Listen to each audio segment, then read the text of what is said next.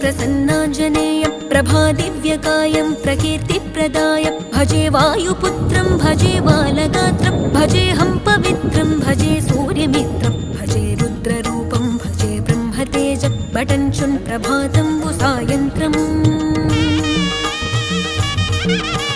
నీ నామ సంకీర్తనలు చేసి నీ రూపు వర్ణించి నీ మీదనే దండకం ఒక్కటించేయనూహించి